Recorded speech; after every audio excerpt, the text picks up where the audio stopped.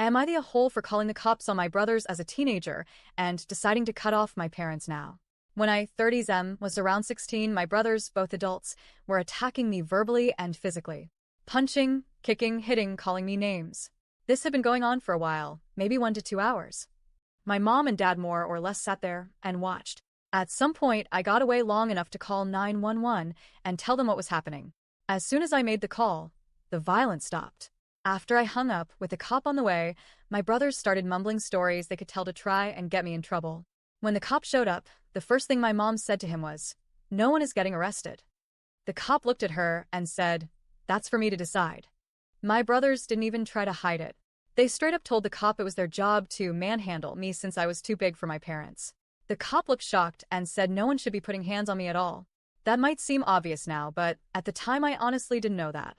One of my brothers tried to say I beat my niece, and that's when my dad finally spoke up to say, "You know that isn't true." That was pretty much all he said during the whole thing.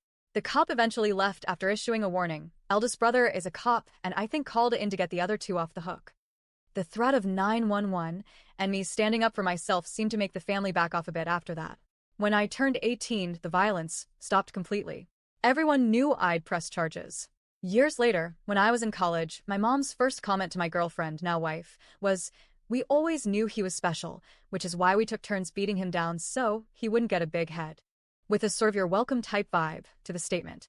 On top of that, she's told me I'm the reason the family is the way it is because I won't let things go. Basically calling me the asshole for standing my ground.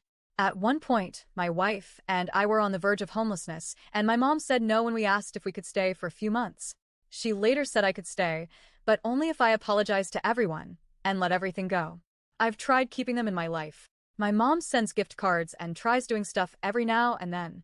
But I'm at the point now where I think I need to cut them, at least my mom, off completely. I literally hate talking to her and get into a really negative headspace when they are around.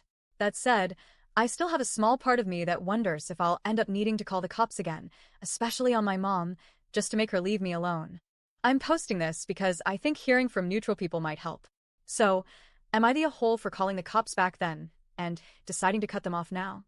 Note, this is the first time I've ever shared the full situation with anyone besides my wife, who's amazing and leans toward full severance. I probably didn't write this perfectly, but I just want to thank anyone who took the time to read it. I really appreciate it. Edit. Thank you, everyone. It looks like the general consensus is to cut them out. I'll look into how to do this properly, but for now they're blocked. The main concern is legal escalation / getting them to stop would likely require something formal. These are the kind of people who only listen if you have the power to force them. In this case, that probably means a restraining order.